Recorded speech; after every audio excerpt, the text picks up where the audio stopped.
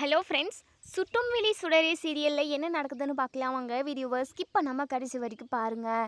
நம்ம சுடர் தன்னோட அப்பா வெற்றி தான் அப்படின்னு தெரியாமலே கேப்டன்ற ஒரு பேரை வச்சுக்கிட்டு நம்ம வெற்றி கூட பேசிக்கிட்டு தான் இருக்காங்க. ஒரு நாள் நம்ம சுடருக்கு வெற்றி தான் தன்னோட அப்பா அப்படின்னு சொல்லி தெரிய வரப்போ அவங்க நிறைய கேள்வி கேட்பாங்க. இருந்தாலும் ரொம்ப சந்தோஷப்படுவாங்க. அதே சமயம் நம்ம வெற்றி வந்து ரொம்ப ரொம்ப கெட்டவன் அப்படின்னு தான் நம்ம அபியுமே நினச்சிக்கிட்டு இருக்காங்க. ஏன்னா கர்ணா கூட சேர்ந்துக்கிட்டு நம்ம அபியை கைவிட்டது மிகப்பெரிய தப்பு தான் நம்ம வெற்றி. ஆனால் இந்த கர்ணா தான் பல நாடகத்தை நடத்தி தான் வெற்றியை வந்து நம்ப வச்சுக்கிட்டு இருக்கான். கர்ணாவோட சுயரூபம் என்ன அப்படின்னு சொல்லி தெரிஞ்சிச்சு அப்படின்னா வெற்றியை கர்ணாவை கொன்று போட்டுருவாங்க. ஏன்னா பார்வதியை வந்து நமக்கு வெற்றிக்கும் சரி அபிக்கும் சரி ரொம்ப ரொம்ப பிடிக்கும். பார்வதி எல்லாருக்குமே நல்லது மட்டும் தான் நினச்சாங்க. அது மட்டும் இல்லாமல் இந்த கர்ணாவோட அல்ப ஆசையினால் நம்ம பார்வதி பலியாகிட்டாங்க அப்படின்னு தான் சொல்லணும். பார்வதியை கொன்று போட்டுட்டு மொத்த சொத்தையும் பார்வதியோட தங்கச்சியையும் அடையணுன்ற கர்ணாவோட ஆசையினால் பார்வதியோட உயிரும் போச்சு, நம்ம அபியோட வாழ்க்கையே போச்சுன்னு தான் சொல்லணும். தப்பே பண்ணாமல் 10 வருஷம் ஜெயில் தண்டனை அனுபவிச்சுக்கிட்டு இருக்காங்க. இப்போ தான் நம்ம சண்முகம் மூலமாக ஒரு லாயரை பார்த்து எப்படியாவது வெளியே வரணும், தன்னோட பொண்ணு கூட சந்தோஷமாக வாழ்க்கை வாழணும், தன்னோட பொண்ணோட வாழ்க்கை எதிர்காலத்தை நினச்சி நம்ம அபி வந்து ரொம்பவே ஃபீல் பண்ணுறாங்க. அதே சமயம் சுடர் கூடவே இருக்கணும், சுடருக்கு ஒவ்வொன்றத்தையும் நம்ம பார்த்து பார்த்து பண்ணணும். இந்த கர்ணா பார்வையிலையும் வெற்றி பார்வையிலையும் சுடர் தெரிஞ்சிடவே கூடாது அப்படின்னு சொல்லிட்டு நினைக்கிறாங்க. அதே சமயம் தன்னோட அண்ணன் குடும்பத்து கூட சந்தோஷமாக இருக்கணுன்ற ஆசை கனவுன்னு எக்கச்சக்கமாக நம்ம அபிக்கு இருக்குது. கூடிய சீக்கிரமே நம்ம அபி வெளியே வரணும் அப்படின்னு நினைக்கிறவங்க இந்த வீடியோவுக்கு லைக் பண்ணி கமெண்ட் பண்ணி தெரிவிங்க.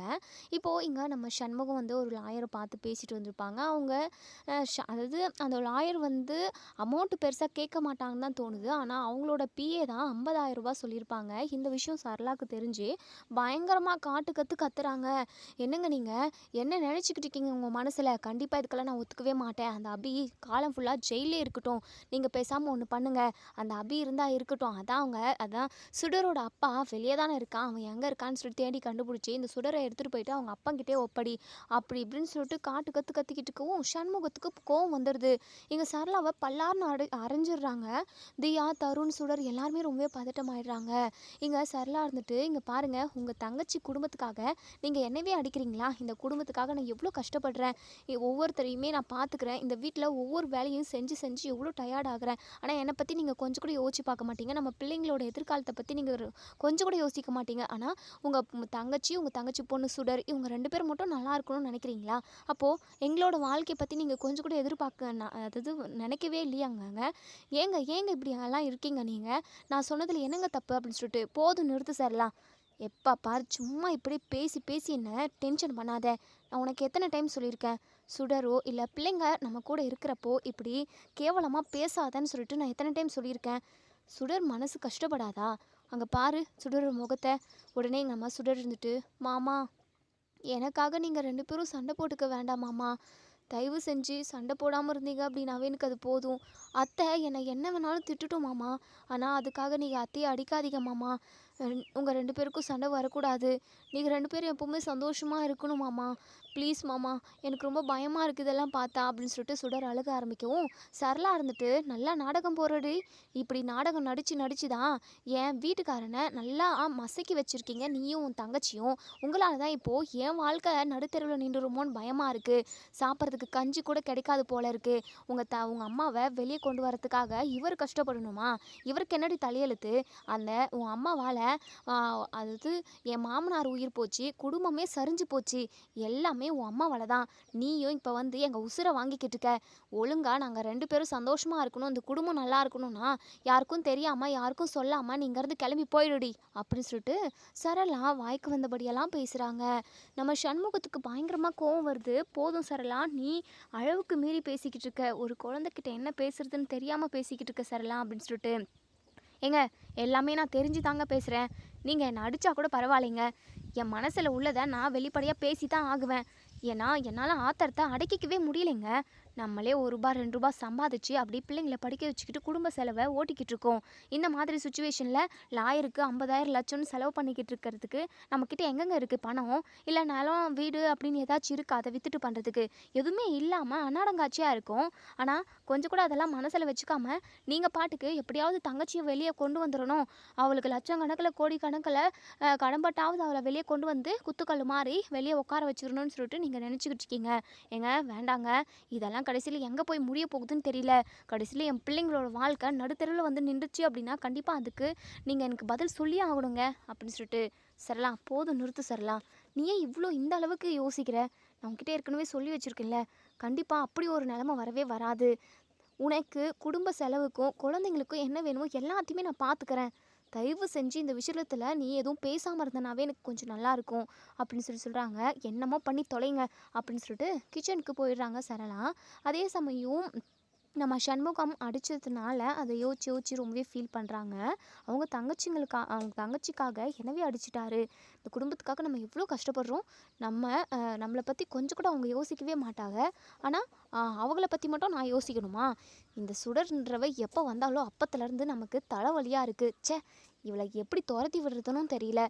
ஏதாவது கேட்க போனால் இந்த வீடியோ அவங்கள தானே அப்படின்னு சொல்லி வாயவே அடிச்சிருவாரு. அது மட்டும் இல்லாமல் அவங்க அப்பா எங்கே இருக்கான்னு சொல்லி கண்டுபிடிக்கணும், பிள்ளையை பெற்று விட்டுட்டு எங்கே ஊர் மெஞ்சின்னு இருக்கானோ அப்படி இப்படின்னு சொல்லிட்டு பயங்கரமாக இப்போது சுடரோட அப்பாவையுமே திட்டிக்கிட்டே வேலை பார்த்துக்கிட்டு இருக்காங்க. இங்கே சுடர் பயங்கரமாக அழுகுறாங்க. சண்முகம் இருந்துட்டு, இங்கே பாரு சுடரு, அழுகாதம்மா, நான் இப்படி அழுதுகிட்டு பார்த்தா எனக்கு ரொம்ப மனசு கஷ்டமாக இருக்குது.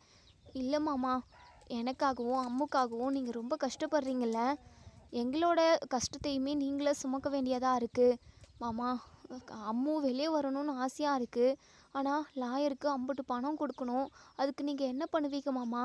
இங்கே பால் சுடரு, நான் திரும்ப திரும்ப சொல்கிறேன், உன்னுடைய கவனம் எல்லாமே படிப்பு மேலே மட்டும்தான் இருக்கணும், மற்றபடி எங்கேயுமே செதறக்கூடாது, சரியா? உன் அம்மாவோட ஆசை நீ நல்லா படித்து பெரிய ஆளாக வரணும், அதுதான்டா. அதுக்காக மட்டும் நீ வேலை செய், சரியா? மற்றபடி இந்த பணம் எப்படி கூட்டிகிட்டு வர்றது, யார்கிட்ட போய் பேசுறது, வக்கீலுக்கு பணம் கொடுக்கணும்னு சொல்லிட்டு இப்படி எதை பற்றியும் நீ யோசிக்காத, இந்த மாமா பார்த்துக்கிறேன்டா அப்படின்னு சொல்லிட்டு நம்ம சண்முகம் சொல்லிட்டு அங்கேருந்து போயிடுறாங்க. தியாவுக்கு ஒரே கோவம். ஏன்னா தன்னோட அம்மாவை அடி வாங்க வச்சுட்டாலே இந்த சுடரு. சும்மாவே தியா சுடரை பார்த்தாவே எரிஞ்சு விழுவாங்க, ஒரு மாதிரி பிகு பண்ணுவாங்க. அதாவது சுடரை ஒதுக்கி தான் வைப்பாங்க. ஆனால் தருண் அந்த மாதிரி கிடையாது. நம்ம சுடருக்கு எப்போவுமே ஆதரவாக தான் நம்ம தருண் வந்து இருப்பாங்க. இப்போது தியா வந்து எங்கள் சுடரை முறைச்சி பார்க்குறாங்க. சுடருக்கு ஒரு மாதிரி இருக்குது. உடனே தியா பக்கத்தில் வந்து, சுடர், உன்னால தான் என் அம்மா அடி வாங்கினாங்க, உனக்கெல்லாம் கொஞ்சம் கூட ஈவு இறக்குன்றது எதுவுமே இல்லைல்ல, மனசாட்சியே இல்லை. என் அம்மா அடி வாங்கினாலும் பரவாயில்ல, நீயும் உன் அம்மாவும் சந்தோஷமாக இருக்கணும், உன் அம்மா ஜெயிலை விட்டுட்டு வரணும் அப்படின்னு சொல்லிட்டு மட்டும்தான் யோசிக்கிற, அப்படி தானே? உன்னால் அப்பாவுக்கும் சரி அம்மாவுக்கும் சரி கஷ்டம்தான். அப்பா கஷ்டப்பட்டு ஒவ்வொரு ரூபாவை சம்பாதிச்சு அதை கொண்டு போயிட்டு லாயர்கிட்ட தான் கொடுக்கணும். அதே மாதிரி அம்மா வீட்டுக்காக எவ்வளோ வேலை செய்கிறாங்க, நம்ம எல்லாரையுமே பார்த்துக்கிறாங்க, நமக்கு சமைச்சு போடுறாங்க, இப்படி எக்கச்சக்கமான வேலையை செய்கிறாங்க. கஷ்டப்பட்டு வேலை செய்கிறவங்கள அடி வாங்க வச்சுட்டுல, உனக்கு இப்போ சந்தோஷம் தானே? தியா, நான் சத்தியமாக சந்தோஷமாலாம் படலை தியா. ஏன் தியா நீயும் இப்படி பேசுகிற? பின்ன என் அம்மா அடி வாங்கினதுனால உனக்கு சந்தோஷம் தானே? ச்சீ, உன்னை எனக்கு பிடிக்கவே பிடிக்கல சுடரு. நீ என்னைக்கு இந்த வீட்டுக்கு வந்தையோ அப்பத்துலேருந்து எனக்கு சுத்தமாக உன்னை பிடிக்கவே பிடிக்கல அப்படின்னு சொல்லிட்டு தியா சொல்லவும், தருண் இருந்துட்டு, என்ன தியா இப்படி தான் சுடர்கிட்ட பேசுவியா நீ? சுடருக்கு யாருமே இல்லை, நம்ம மட்டும்தான் இருக்கோம். சுடரோட அம்மா நம்ம அத்தை வந்தாங்கன்னா சுடருக்கும் கொஞ்சம் நல்லா இருக்கும்ல, ஏன் நீ அதை பற்றி யோசிக்க மாட்டேங்கிற? உனக்கும் எனக்கும் அப்பாவும் அம்மாவும் இருக்காங்க, ஆனால் சுடருக்கு அப்படி யாரும் இல்லைல்ல, அவங்க அப்பா எங்கன்னே தெரியல, அத்தையுமே இப்போ ஜெயிலுக்குள்ளே இருக்காங்க. சுடருக்காக நம்ம மட்டும்தான் இருக்கோம், நம்ம தான் ஆறுதலாக இருக்கணும் தியா. இப்படியெல்லாம் சுடர் மனசு கஷ்டப்படுற மாதிரி பேசாத தியா அப்படின்னு சொல்லிட்டு தருண் சொல்லவும், உடனே தியா இருந்துட்டு, தருண், இவ கூட எதுக்காக நீ சேர்ந்துக்கிட்டு இருக்க? இவ கூட பேசவே பேசாத நீ. நம்ம குடும்பத்தில் சண்டை பிரச்சனை ஏதாவது ஒன்று வந்துக்கிட்டே இருக்குன்னா அதுக்கு இவ தான் காரணம். எனக்கு இவளை பிடிக்கவே இல்லை தருண், நான் இங்கேருந்து போகிறேன் அப்படின்னு சொல்லிட்டு வெளியே போய் உட்காந்துக்கிறாங்க. இங்கே சுடர் பயங்கரமாக அழுகுறாங்க. நம்ம தருண் இருந்துட்டு, சுடர் நீ அழுகாத சுடர், அஹ் எப்போவுமே ஒரே மாதிரி சுச்சுவேஷன் இருக்காதுல்ல. கண்டிப்பாக இந்த சுச்சுவேஷன் நமக்கு மாறும். உன் அம்மாவும் உன்னை தேடி வந்துடுவாங்க. கண்டிப்பாக அப்பா எப்படியாவது எப்பாடு பட்டாவது உங்கள் அம்மாவை வெளியே கொண்டு வந்துடுவாங்க. தருண், உண்மையாகவே அம்மா வந்துடுவாங்களா? எனக்கு இப்போ ரொம்ப கஷ்டமாக இருக்குது தெரியுமா? அம்மாவை பார்க்கணுன்னு மனசெல்லாம் அப்படியே கடந்து தவிக்குது தருண் அப்படின்னு சொல்லிட்டு. கவலைப்படாத சுடர்.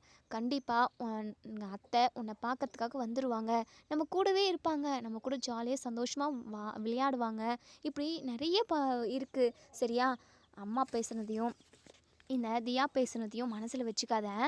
அதான் அப்பா இருக்கார்ல, எல்லாத்தையும் பார்த்துப்பாரு அப்படின்னு சொல்கிறாங்க. இன்னொரு சைடு நம்ம லாயர் வந்து இங்கே சண்முகத்துக்கிட்ட பேசுகிறாங்க.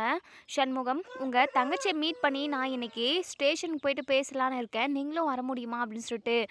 கண்டிப்பாக சார், நான் உடனே வரேன் அப்படின்னு சொல்கிறாங்க. அதே சமயம் ராதிகா மேடத்துக்குமே இன்ஃபார்ம் பண்ணிடுறாங்க. சுடர் இருந்துட்டு, எங்கே மாமா கிளம்பிட்டீங்க?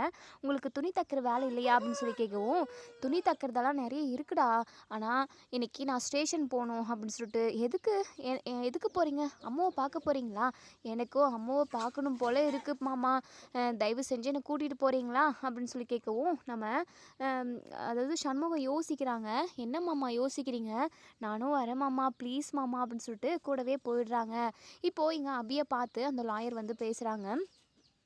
அதே சமயம் நம்ம சுடரும் சண்முகமும் அந்த இடத்துல இல்லை. இப்போது அபியும் அந்த லாயர் மட்டும் மீட் பண்ணி பேசிக்கிறாங்க. இங்கே பாருமா, உன்னுடைய கேஸை எடுத்து நடத்துறதுக்கு நான் ஓகே சொல்லிட்டேன். உங்கள் அண்ணனை பார்த்து பேசினேன். அதே சமயம் உங்கள் பொண்ணை பார்த்துமே பேசினேன்.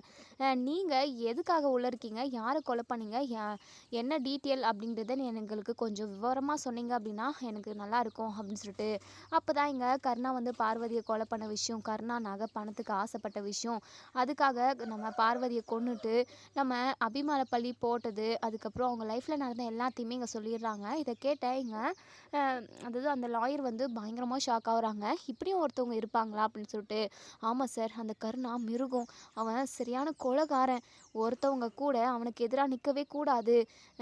எல்லாத்துக்கும் மேலே என் புருஷன் எப்போவுமே அவன் கூட இருக்கணும். அவன்கிட்டேருந்து எப்படியாவது என் புருஷனை பிரித்து கூட்டிகிட்டு வந்துடும் நினச்சேன். ஆனால் அதுக்குள்ளே இப்படியெல்லாம் நடந்துருச்சு. அது மட்டும் இல்லாமல் என் புருஷனே என்னை நம்பவே இல்லை. அப்படி இருக்கிறப்போ அவன் எனக்கு வேண்டவே வேண்டான்னு சொல்லி தூக்கி போட்டுட்டேன். இப்போது எனக்கு எல்லாமே அபி மட்டும்தான். சரி, சுடர் மட்டும்தான். சுடர் நல்லா இருக்கணும், அவளோட எதிர்காலம் நல்லா இருக்கணுன்றதுக்காக மட்டும்தான் நான் இப்போது வெளியே வரணும்னு சொல்லிட்டு நினச்சிக்கிட்டு இருக்கேன். இந்த வருஷமாக நான் ஜெயிலுக்குள்ளேயே இருந்துட்டேன். என் கூடவே என் பொண்ணும் இருந்துட்டா. இதுக்கப்புறமும் இங்கேயே இருந்தால் அவளோட எதிர்காலம் பாதிக்கப்படும் அப்படின்றதுக்காக தான் அவளை நான் வெளியே அண்ணன் கூட அனுப்பினேன். அது மட்டும் இல்லாமல் இப்போ சுடர் படிச்சுக்கிட்டு இருக்கா. அவளோட வாழ்க்கை நல்லா இருக்கணும். அதுக்காக தான் நான் இப்போ போராடிக்கிட்டு இருக்கேன். தயவு செஞ்சு நீங்கள் எப்படியாவது என்னை வெளியே கொண்டு வந்துடுவீங்களா அப்படின்னு சொல்லி கேட்கவும், உடனே இங்கே நம்ம லாயருமே, நீங்கள் கவலையே படாதீங்க, அதுக்கான எவிடன்ஸ் எல்லாத்தையுமே நான் அவங்க வீட்டில் போயிட்டு செக் பண்ண சொல்கிறேன். அதுக்கான ஆர்டர் எல்லாமே வாங்கிட்டு நான் எல்லாமே இதுக்கான வேலை எல்லாமே ஸ்டார்ட் பண்ணுறேன் அப்படின்னு சொல்கிறாங்க. இப்போ தான் நம்ம அபிக்கு ரொம்ப சந்தோஷமாக இருக்குது. குமுதா இருந்துட்டு அதாவது அபி வந்து குமுதா கிட்ட போய் சொல்கிறாங்க. குமுதாவுமே ரொம்ப சந்தோஷப்படுறாங்க. இங்கே பாரு அபி, நீ கவலையே படாத, கண்டிப்பாக நீ சீக்கிரமாக வெளியே போயிடுவ. அந்த லாயரை பார்த்தா கண்டிப்பாக அவர் இந்த கேஸில் ஜெயிச்சிருவார் தான் எனக்கு தோணுது. அதுக்கும் மேலே அந்த கடவுள் உனக்கு துணையாக இருக்கார் அபி, நீ எதை நினச்சும் கவலைப்படாத, ஓகேவா அப்படின்னு சொல்கிறாங்க. இப்போ தான் நம்ம அபி வந்து அவ்வளோ ஒரு சந்தோஷமாக இருக்காங்க. அதே சமயம் பார்வதி அக்கா எப்பவுமே எனக்கு துணையாக இருப்பாங்க குமுதா அப்படின்னு சொல்கிறாங்க. கண்டிப்பாக அந்த அக்கா உனக்கு துணையாக தான் இருப்பாங்க அபி, நீ கவலைப்படாத அப்படின்னு சொல்கிறாங்க. அதுக்கப்புறம் சண்முகத்துக்கிட்ட லாயர் வந்து, நான் உங்கள் தங்கச்சியை பார்த்து பேசிட்டேன், என்ன விவரம் அப்படின்றது எல்லாத்தையுமே என்கிட்ட சொல்லிட்டாங்க, நான் பார்த்துக்குறோம், நீங்கள் கவலையப்படாதீங்க. நெக்ஸ்ட் வீக் கோர்ட் ஹியரிங் வருது, கோர்ட்டில் நம்ம எல்லாத்தையுமே பார்த்துக்கலாம் அப்படின்னு சொல்கிறாங்க. உடனே இங்கே சண்முகம் இருந்துட்டு, சார் ரொம்ப நன்றி சார் அப்படின்னு சொல்லிட்டு, நீங்கள் கவலைப்படாதீங்க, நான் பார்த்துக்கிறேன் அப்படின்னு சொல்லிட்டு அங்கேருந்து போயிடுறாங்க. சுடர் இருந்துட்டு, மாமா எனக்கு இப்போ தான் ரொம்ப ரொம்ப சந்தோஷமாக இருக்குது மாமா, சரி நம்ம அம்மாவை பார்த்து பேசிட்டு போயிடலாமா அப்படின்னு சொல்லிட்டு. சரி அப்படின்னு சொல்லிட்டு இப்போ அபியை பார்த்து பேசுகிறாங்க. அண்ணன், நீங்கள் மட்டும் இல்லை அப்படின்னா கண்டிப்பாக சுடர் என்ன ஆயிருப்பாளோ, நான் என்ன ஆயிருக்கணும், எங்களால் உங்களுக்கு தான் ரொம்ப கஷ்டம் இல்லை மாமா அப்படின்னு கஷ்டம் இல்லைண்ணே அப்படின்னு சொல்லவும், இதை கேட்ட இங்கே சண்முகம் இருந்துட்டு, இங்கே பாரு அபி, அதெல்லாம் எனக்கு ஒரு கஷ்டமும் இல்லை, நீ எப்படியாவது வெளியே வந்துட்ட அப்படின்னா அதுவே எனக்கு போதும் அபி அப்படின்னு சொல்லி பேசிக்கிட்டு இருக்காங்க. இப்போது இன்னொரு சைடு சரளா பயங்கர காண்டா இருக்காங்க. இந்த மனுஷனுக்கு எவ்வளோதான் சொன்னாலும் புத்தி அறிவே வராது. கண்டிப்பாக ரூ. 1 2 வச்சுக்கிட்டு இருக்கிறது எல்லாமே இங்கே அந்த லாயர்கிட்ட கொடுத்து சீரழிக்கணும் அப்படின்னு சொல்லிட்டு ஒரு பக்கம் புலம்பிக்கிட்டு இருக்காங்க.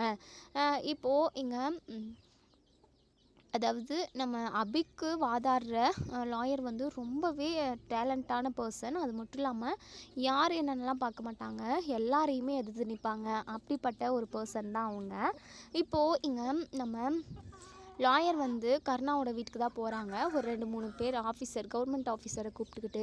இப்போது கருணா இருந்துட்டு எதுக்காக வந்திருக்கீங்க அப்படின்னு சொல்லி கேட்கவும், நம்ம லாயர் இருந்துட்டு இந்த வீட்டை நாங்கள் செக் அவுட் பண்ணணும் அப்படின்னு சொல்லிட்டு. எதுக்காக செக் பண்ண போகிறீங்க அப்படின்னு சொல்லி கேட்கவும், இங்கே பாருங்கள், கவர்மெண்ட் ஆர்டர் வாங்கிட்டு தான் வந்திருக்கோம், நாங்கள் உங்கள் ஒய்ஃப் ரூமை செக் பண்ணணும் அப்படின்னு சொல்லிட்டு. எதுக்காக என் ஒய்ஃப் ரூமை செக் பண்ண போகிறீங்க? இங்கே பாருங்கள், அதான் நீங்கள் உங்கள் ஒய்ஃபுக்கு இறந்ததுக்கு காரணம் அந்த அபி அப்படின்னு சொல்லிட்டு நீங்கள் சொல்லி கேஸ் கொடுத்துருக்கீங்க. அதுக்கான ஏதாவது ப்ரூஃப் எங்களுக்கு கிடைக்குதான்னு பார்க்கணும் நாங்கள் அப்படின்னு சொல்கிறாங்க. இதை கேட்ட கருணா பயங்கரமாக ஷாக் ஆகுறாங்க. இங்கே பாருங்கள், அப்படியெல்லாம் இங்கே எதுவுமே செக் பண்ண முடியாது. நீங்கள் இப்போ தப்பு பண்ணது அந்த அபி கொஞ்ச நாள் தான் அந்த வீட்டுக்குள்ளே இருந்தா. நகைக்கு ஆசைப்பட்டு அவள் என் பொண்டாட்டியை கொண்டு போட்டுட்டா. அவளை இப்போ வரைக்குமே நான் மன்னிக்கவே மாட்டேன் அப்படின்னு சொல்லிட்டு. உடனே லாயர் இருந்துட்டு எங்கள் கருணா கிட்ட வந்து, இங்கே பாருடா, கொஞ்சம் கூட மனசாட்சியே இல்லாமல் ஒருத்தவங்கள கொலை பண்ணியிருக்க. கண்டிப்பாக அதுக்கான தண்டனையை நீ அனுபவிச்சே ஆகணும். உனக்கு ரெட்ட ஆயுள் தண்டனையாக நான் வாங்கி கொடுத்தே தீருவேண்டா. நீ இவ்வளோ பெரிய கிரிமினலுன்றதை நான் எல்லாத்தையுமே நோட் பண்ணிட்டேன். ஒரு எனக்கு சின்ன ஆதாரம் கிடச்சிருச்சுன்னா கூட உன்னை தூக்கி அப்படியே கூண்டோடு ஜெயிலில் போட்டுருவேன். கொஞ்சம் வெயிட் பண்ணு கருணா அப்படின்னு சொல்லிட்டு காதுக்குள்ளேயே அந்த லாயர் வந்து சொல்லவும், இதை கேட்ட அப்படியே கருணா கதி கலங்கி போகிறாங்க. என்ன இவன் யாருக்கும் பயப்பட மாட்டான் போல அப்படின்ற மாதிரி கருணா வந்து யோசிக்கிறாங்க. வெற்றி இருந்துட்டு, எதுக்காக கருணா நீ பயப்படுற? வீட்டை தான் செக் பண்ணுறாங்க, பண்ணட்டும். அந்த அபிக்கு இன்னும் 2 வருஷம் சேர்ந்து தண்டனை கிடைக்கட்டும் அப்படின்னு சொல்லிட்டு இங்கே வெற்றி வந்து சொல்கிறாங்க. உடனே ஸ்வேதாவுமே, ஆமாங்க, எதுக்காக நீங்கள் தடுக்கிறீங்க? அவங்க செக் பண்ணுறதால நமக்கு ஒரு பிரச்சனையும் இல்லைல்ல அப்படின்னு சொல்லிட்டு சொல்லவும், கருணா இருந்துட்டு, இல்லை ஸ்வேதா, கண்டவங்கலாம் எப்படி நம்ம வீட்டுக்கு வந்து செக் பண்ண முடியும்? அதுக்கெல்லாம் நான் அனுமதிக்கவே மாட்டேன் அப்படின்னு சொல்லிட்டு கருணா அப்படியே பதட்டப்படுறாங்க, பயப்படவும் செய்கிறாங்க. ஸ்வேதா மனசுக்குள்ளேயே நினைக்கிறாங்க, எதுக்காக இவர் இப்படி பதட்டப்படுறாரு? செக் பண்ணிட்டு போகிறதால என்ன தப்பு இருக்குது அப்படின்னு சொல்லிட்டு பயங்கரமாக யோசிக்கிறாங்க. அதே தான் நம்ம வெற்றியுமே. இப்போது இங்கே லாயர் இருந்துட்டு, இங்கே பாருங்கள், கோர்ட் ஆர்டர் வாங்கிட்டு வந்திருக்கோம், நீங்கள் எதுவுமே சொல்லவே முடியாது, நாங்கள் செக் பண்ணியே தான் ஆகுவோம் அப்படின்னு சொல்கிறாங்க. இப்போது இங்கே வேறு வழியே இல்லாமல் விட்டு தான் ஆகணும் அப்படின்ற ஒரு சுச்சுவேஷன் ஆகிப்போச்சு. இப்போது வந்துக்கிற ஆஃபீஸர் வந்து இப்போ பார்வதியோட ரூம் சாவியை வாங்கிட்டு போயிட்டு உள்ள எல்லா இடத்துலையுமே அலசி தேடி பார்க்குறாங்க. எதுவுமே எந்த ஒரு ஆதாரமும் கிடைக்கல. அதுக்கப்புறம் ஒரு ட்ராவை திறந்து பார்க்குறாங்க. அதில் அந்த புக், அதாவது டைரி இருக்குது. அந்த டைரியில் ஏதாவது எழுதி வச்சுருக்காங்களான்னு பார்க்கவும், அதில் கருணா தான் தன்னோட சாவுக்கு காரணம், அவர் தான் எனக்கு விஷம் கொடுத்து கொன்று போட்டது, அது மட்டும் இல்லாமல் அவரோட கெட்ட எண்ணம் என் தங்கச்சி கூட ஒன்று சேர்ந்து வாழணும், அதனால் என்னை கொன்று போட்டுட்டான், இவனை பிடிச்சி ஜெயிலில் போடுங்க, இவனுக்கு ஆயுள் தண்டனை கொடுங்கன்ற மாதிரியெல்லாம் எழுதி வச்சுருப்பாங்க போல். அதெல்லாம் அதை படித்து பார்த்துட்டு பயங்கரமாக ஷாக் ஆகுறாங்க அந்த ஆஃபீஸர். இப்போது அந்த டைரியோடு எடுத்துகிட்டு கீழே வரவும் கருணாவுக்கு அப்படி கை கால்லாம் நடுங்குது. ஐயோ, ஏதோ டைரியோடு வராங்களே, அதில் ஏதாவது ஆதாரம் கிடச்சிருக்குமோ? ஒருவேளை இந்த பார்வதி சாகிறதுக்கு முன்னாடி ஏதாவது எழுதி வச்சுட்டு போயிருப்பாளோ அப்படின்னாலாம் ரொம்பவே பதட்டப்படுறாங்க, பயப்படவும் செய்கிறாங்க. உடனே இங்கே அந்த ஆஃபீஸர் வந்து லாயர்கிட்ட, சார், இந்த ஒரு டைரி தான் அந்த ரூமில் இருந்தது, அது மட்டும் இல்லாமல் இதில் ஆதாரமும் இருக்குதுன்னு தான் நான் சொல்லுவேன், ஏன்னா நான் படித்து பார்த்தேன், நீங்களும் படித்து பாருங்கள் அப்படின்னு சொல்லிட்டு அதை படித்து பார்க்குறாங்க. தன்னோட சாவுக்கு கருணா தான் காரணன்றதை எழுதி வச்சுருப்பாங்க. அதை படித்து பார்த்துட்டு இங்கே லாயர் இருந்துட்டு, கருணா, இப்போவே உங்களை நாங்கள் அரெஸ்ட் பண்ண போகிறோம், ஏன்னா அதுக்கான ஆர்டருமே நான் வாங்கிட்டு வந்திருக்கேன். கோர்ட்டுக்கு போகாமவே நான் இப்போ அபியை வெளியே கொண்டு வர முடியும், ஏன்னா அபி மேலே எந்த தப்புமே இல்லை, அவங்க பண்ணாத தப்புக்கு தண்டனை அனுபவிச்சுக்கிட்டு இருக்காங்க, நான் எல்லா பவருமே என்கிட்ட இருக்குது அப்படின்ற மாதிரிங்க அந்த லாயர் வந்து நிறைய பேசவும், இதை கேட்ட கருணாக்கு அப்படியே கை கால்லாம் நடுங்குது. இங்கே பாருங்கள், என்ன கண்டபடி பேசிக்கிட்டு இருக்கீங்க? என் பொண்டாட்டி மேலே நான் உயிரே வச்சுக்கிட்டு இருந்தேன், அவளை எப்படியெல்லாம் நேசிச்சேன் தெரியுமா? கடைசியில் அந்த அபின்றவ பணத்துக்காகவும் நகைக்காகவும் ஆசைப்பட்டு என் பொண்டாட்டியை கொன்று போட்டுட்டா, அதுக்கான தண்டனையை தான் அந்த அபி அனுபவிச்சுக்கிட்டு இருக்கா. நீங்கள் என்னடானா என்ன அரெஸ்ட் பண்ணணும்னு சொல்கிறீங்க? இங்கே பாருங்கள், அதுக்கெல்லாம் நான் ஒத்துக்கவே மாட்டேன் அப்படின்னு சொல்லிட்டு, இங்கே பாருங்கள், நீங்கள் ஒத்துக்க மாட்டீங்க அப்படின்னா அதுக்காகலாம் நாங்கள் எதுவும் பண்ண முடியாது.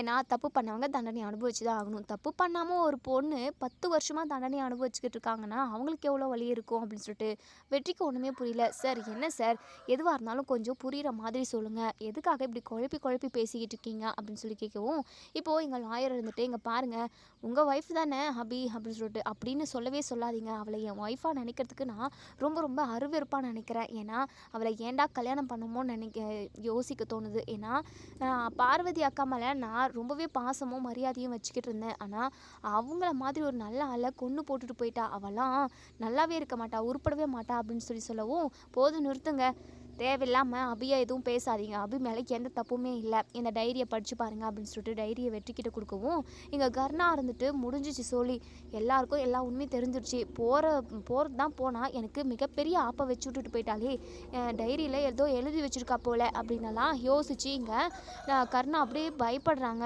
உடனே வெற்றி அதை படித்து பார்த்துட்டு பயங்கரமாக ஷாக் ஆகுறாங்க. கர்ணா, இதில் எழுதியிருக்கிறது உண்மையா? அப்போது இது பார்வதி அக்காவோட கையெழுத்து தான், எனக்கு நல்லா தெரியும் அப்படின்னு சொல்கிறாங்க. இப்போது இங்கே நம்ம இது ஸ்வேதா இருந்துட்டு என்ன நடக்குதுங்க அப்படின்னு சொல்லிட்டு உடனே இங்கே வெற்றி கர்ணாவோட ஷர்ட்டை பிடிச்சிக்கிறாங்க, பிடிச்சி பல்லார்னு அரைகிறாங்க. இங்கே கர்ணா பயந்து போய் நிற்கிறாங்க. உடனே ஸ்வேதா இருந்துட்டு போதும் நிறுத்துங்க, கண்டவங்கலாம் என் அக்காவோட புருஷனை அடிக்கிறதுக்கு நான் அனுமதிக்க மாட்டேன், தேவையில்லாமல் பண்ணிக்கிட்டு இருக்கீங்க நீங்கள் அப்படின்னு சொல்லிட்டு, ஏங்க இவன் என்ன வேலை பண்ணா என்ன வேலை பார்த்தான்னு சொல்லி தெரிஞ்சிச்சு அப்படின்னா நீங்களே கோவப்படுவீங்க அப்படின்னு சொல்லிட்டு, என்ன அப்படி அந்த டைரியில் எழுதியிருக்க கொடுங்க அப்படின்னு சொல்லிட்டு இங்கே ஸ்வேதாவுமே வாங்கி படித்து பார்க்குறாங்க. அதை படித்து பார்த்துட்டு அப்படியே மிரண்டு போகிறாங்க. உனக்கு இவ்வளோ பெரிய கேவலமான எண்ணமா? ஏன் மேலே ஆசைப்பட்டு என்ன அடையிறதுக்காக என் அக்காவை கொண்டு போட்டுட்டல நீ, உன்னெல்லாம் உயிரோடவே விடக்கூடாதுரா அப்படின்னு சொல்லிட்டு எவ்வளோ அடிக்கணும்னு தோணுதோ அந்த அளவுக்கு அடி பின்னிடுறாங்க. எங்கள் ஸ்வேதா பயங்கரமாக அழுகுறாங்க தன்னோட அக்காவை நினச்சி. எந்த ஒரு பாவமும் பண்ணாத என் அக்காவை இப்படி பாதி வயசுலேயே இப்படி சாக வச்சுட்டியடா, உன்னெல்லாம் வெளியவே விடக்கூடாது, கடைசி வரைக்கும் நீ ஜெயிலே இருக்கணும் அப்படின்னு சொல்லிட்டு பயங்கரமாக கோவப்படுறாங்க ஸ்வேதா. உடனே இங்கே வெற்றி இருந்துட்டு, கர்ணா நீ இப்படி பண்ணுவேன்னு சொல்லிட்டு நான் கொஞ்சம் கூட எதிர்பார்க்கல, உன் மேலே நான் எவ்வளோ நம்பிக்கை வச்சுக்கிட்டு இருந்தேன், என் பொண்டாட்டியை கூட நான் நம்பலை, இத்தனை வருஷமாக செய்யாத தப்புக்கு என் பொண்டாட்டி தண்டனை அனுபவிச்சுக்கிட்டு இருந்திருக்கா, இத்தனை நாளாக அவள் தான் தப்பு பண்ணியிருக்கான்னு சொல்லி நான் நினச்சிக்கிட்டு இருந்தேன், ஆனால் கூடவே இருந்து இங்கே வீட்டில் உள்ள ஒட்டுமொத்த பேரையுமே ஏமாற்றிக்கிட்டு இருந்திருக்க, கொஞ்சம் கூட உனக்கு ஒரு நாள் கூட மனசு உறுத்தவே இல்லையா? சி, உன்னை மாதிரி ஆளை பார்க்கறதுக்கு எனக்கு அப்படியே கூசுதுடா, உன்னெல்லாம் அப்படியே நின்ன இடத்துல வெட்டி போடணும் அப்படின்னு சொல்லிட்டு இங்கே வெற்றி வந்து பயங்கரமாக கோவப்படுறாங்க. உடனே இங்கே லாயர் இருந்துட்டு ஆளாளுக்கு பேசிக்கிட்டு இருக்காதீங்க, இந்த கிரிமினலை கொண்டு போயிட்டு ஜெயிலில் அடைக்கணும், இப்போவே அவனை ஜெயிலில் போட்டுட்டு நெக்ஸ்ட்டு அபியை கோர்ட்டில் ப்ரொசீட் பண்ணி அவங்கள வெளியே கொண்டு வரணும். இத்தனை நாளாக அவங்க ஜெயிலுக்குள்ளே இருந்ததே மிகப்பெரிய விஷயம், அதாவது தப்பு பண்ணாமல் தண்டனை அனுபவிச்சுக்கிட்டு இருந்திருக்காங்க, இதுக்கப்புறமும் அபி ஒரு நிமிஷம் கூட ஜெயிலில் இருக்கவே கூடாது அப்படின்னு சொல்லிட்டு எங்கள் லாயர் வந்து போலீஸ்க்கு கால் பண்ணி வர வச்சு கர்ணாவை அரெஸ்ட் பண்ணி கூட்டிகிட்டு போயிட சொல்கிறாங்க. இப்போது இந்த விஷயம் நம்ம அபிக்கு தெரிய வந்து ரொம்பவே சந்தோஷப்படுறாங்க. இந்த லாயர் வந்து அபியை பார்த்து பேசுகிறாங்க, நீங்கள் கவலையப்படாதீங்க, கண்டிப்பாக நாங்கள் உங்களை வெளியே கொண்டு வந்துடுவோம், அதுக்கான ஆதாரமும் எங்களுக்கு சிக்கிருச்சு, நாளைக்கு கோர்ட்டுக்கு இயரிங் வந்துடணும் அப்படின்னு சொல்கிறாங்க.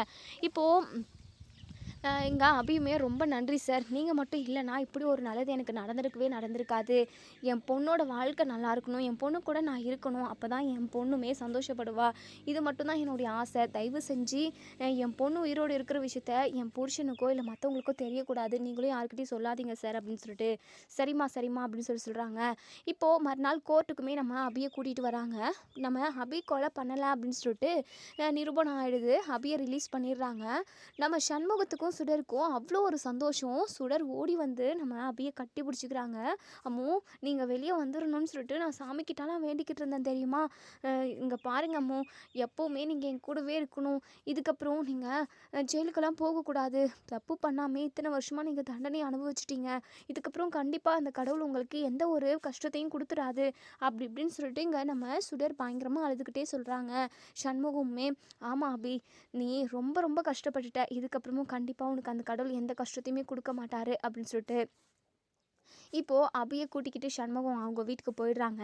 சரளா அபியை பார்த்து முறைக்கிறாங்க. உடனே அபி, அண்ணி நல்லா இருக்கீங்களா? ஆமாம்மா, நீங்கள் இருந்தால் நான் எப்படி நல்லா இருக்க முடியும் அப்படின்னு சொல்லிட்டு பயங்கரமாக கோவப்படுறாங்க நம்ம சரளா. உடனே அபி இருந்துட்டு, அண்ணி கண்டிப்பாக உங்களுக்கு என் மேலே கோவம் இருக்க தான் செய்யும். கல்யாணம் ஏற்பாடு செஞ்சு உங்கள் எல்லாரையுமே அவமானப்படுத்திட்டு நான் எனக்கு பிடிச்சவனோட கல்யாணம் பண்ணிக்கிட்டேன். அது எவ்வளோ பெரிய தப்புன்னு சொல்லிட்டு நான் இன்றைக்கி தான் நான் உணர்றேன். என்னை மன்னிச்சிருங்க அண்ணி அப்படின்னு சொல்லிட்டு மன்னிப்பு கேட்குறாங்க. ஆமாம் ஆமாம், உன் மன்னிப்பு யாருக்கு வேணும்? உன் மன்னிப்பை கொண்டு போய் குப்பையில் போடு அப்படின்னு சொல்லிட்டு கோவப்பட்டு பேசிக்கிட்டு இருக்காங்க. இன்னொரு சைடு நம்ம வெற்றியோட மனசு அப்படியே பரிதவிப்பாக இருக்குது. அபியை பார்க்கணும் அப்படின்னு சொல்லிட்டு, அதே சமயம் அபிக்கிட்ட மன்னிப்பு கேட்கணும் அப்படின்னு சொல்லிட்டு. ஏன்னா நம்ம அபி தப்பு பண்ணலை அப்படின்னு சொல்லிட்டு ஆதாரப்பூர்வமான நிரூபணம் ஆயிடுச்சு. அபி தப்பு பண்ணியிருக்க மாட்டாங்கன்னு சொல்லிட்டு நம்ம வெற்றி வந்து நம்பிக்கை வச்சுருக்கணும். ஏன்னா அவங்க 2 பேருமே லவ் பண்ணி கல்யாணம் பண்ணியிருக்காங்க. அது மட்டும் இல்லாமல் வெற்றிக்காக நம்ம அபி வந்து அவங்க வீட்டை எல்லாரையுமே எதிர்த்து அவங்க வீட்டில் உள்ள ஒட்டுமொத்த பேருமே அவமானப்பட்டிருக்காங்க. அது மட்டும் இல்லாமல் அபியோட அப்பாவோட உயிருமே அந்த அவமானத்தில் போயிடுச்சு. இப்படி எத்தனையோ இழப்புகளை மீறி இழப்பை சந்திச்சுட்டு இங்கே நம்ம அபி வந்து வெற்றியை கல்யாணம் பண்ணியிருப்பாங்க. இப்படி உயிருக்குயிராக நம்ம நேசிச்சுவ நம்மளை கண்டிப்பாக தப்பு பண்ணியிருக்க மாட்டா, பொய் சொல்ல மாட்டான்னு சொல்லிட்டு நம்ம வெற்றி கண்டிப்பாக யோசிச்சு பார்த்துருக்கணும். அதை எதுவுமே யோசிக்கலை, நம்ம அபியை நம்பவும் செய்யலை. இப்போது கண்டிப்பாக நம்ம வெற்றி வந்து அபி முன்னாடி வந்து நின்னா கண்டிப்பாக நம்ம அபி வந்து ஏற்றுக்கவே மாட்டாங்கன்னு தான் சொல்லணும். ஆனாலுமே நம்ம வெற்றி வந்து அபி எங்கே இருப்பா அப்படின்னு சொல்லிட்டு தேடிக்கிட்டு தான் இருக்காங்க. அபி வந்து ரிலீஸ் ஆகிட்டாங்க அப்படின்ற விஷயம் வெற்றிக்கு தெரியும். ஆனால் எந்த இடத்துல இருக்காங்கன்றது தான் அவங்களுக்கு தெரியாது. கண்டிப்பாக அவங்க அண்ணனோட வீட்டில் இருக்கிறதுக்கு நிறைய வாய்ப்பு இருக்குது. அவங்க அண்ணனை பற்றி நம்ம விசாரிப்போம் அப்படின்னும் யோசிக்கிறாங்க நம்ம வெற்றி. இப்படி அபியை தேடி ஒவ்வொரு ஊராக அலைஞ்சிக்கிட்டு இருக்காங்க. இதோட இந்த ரிவ்யூ முடியுது. இதுக்கப்புறம் என்ன நடக்கும் சொல்லி வெயிட் பண்ணி பார்ப்போம் ஃப்ரெண்ட்ஸ். வெற்றி அபியை தேடி போய் முன்னாடி நின்னா அபி கண்டிப்பாக ஏற்றுக்க மாட்டாங்க. சுடருக்காக அபி ஏற்றுப்பாங்களா மாட்டாங்களா அப்படின்றத நம்ம வெயிட் பண்ணி பார்ப்போம் ஃப்ரெண்ட்ஸ். நீங்கள் என்ன நினைக்கிறீங்க அப்படின்றத கமெண்ட் பாக்ஸில் கமெண்ட் பண்ணி தருவீங்க. தேங்க்யூ.